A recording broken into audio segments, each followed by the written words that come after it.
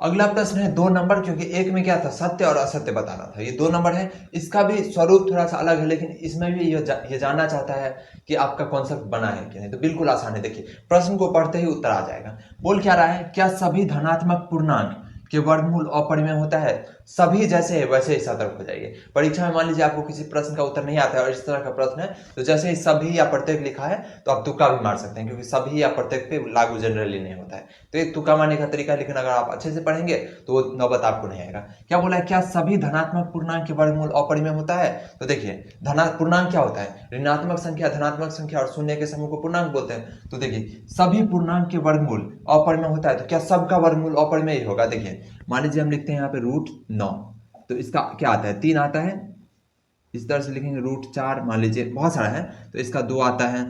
√1 भी मान लीजिए लिखेंगे तो भी इसका 1 आता है। बताइए ये सब अपरिमेय है, 3 अपरिमेय है कि परिमेय है? 3 परिमेय है, क्योंकि इसके नीचे 1 लगा के P/Q के रूप में लिख सकते हैं। 2 भी क्या है, परिमेय है। अगर आपको परिमेय क्या होता है ये नहीं पता है, पूर्णांक क्या होता है ये नहीं पता है, प्राकृत संख्या क्या होता है ये नहीं पता है, तो पिछला वीडियो देखिए 1.1 का, ठीक है?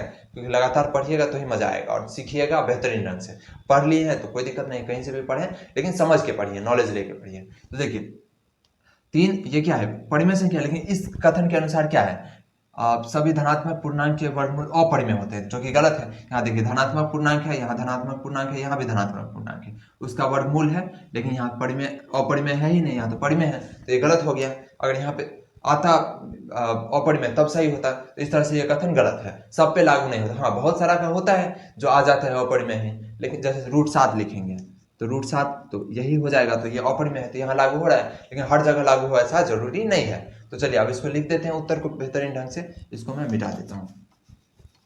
और उदाहरण भी देना है तो यही सब उदाहरण दे देंगे। तो उत्तर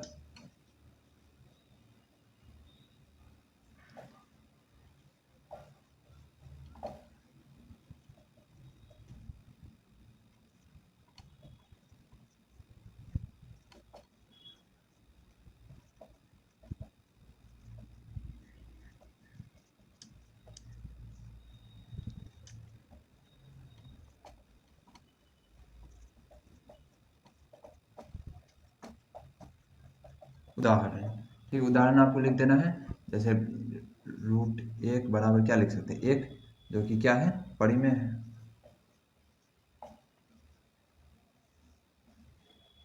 रूट लगातार के लिखेंगे, ठीक है, √1 के बाद √2, √3, √4 हो सकता है, √4 बराबर 2, जो कि क्या है, परिमेय। यहाँ पे बोला है एक ही उदाहरण लिखना है, लेकिन हम लोग बहुत सारे लिख दे रहे हैं, तो ताकि आपको नॉलेज आ जाए। यहाँ एक लिखेंगे तो भी काम चलेगा कि प्रश्न में तो एक ऐसी संख्या के वर्गमूल का उदाहरण दीजिए, एक एक बताते तो भी काम चल जाता, ठीक है। रूट अगर 9 लिखेंगे तो यहाँ 3 आ जाएगा, जो कि अगेन क्या है, परिमेय संख्या। आप हैंडराइटिंग पे ध्यान नहीं दीजिए, बस सीखिए।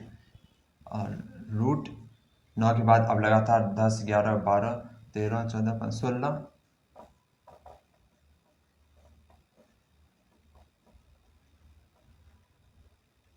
ठीक है, हो गया, इतना काफी है, आपको समझ में आ गया। इस तरह से स्क्रीनशॉट ले लीजिए।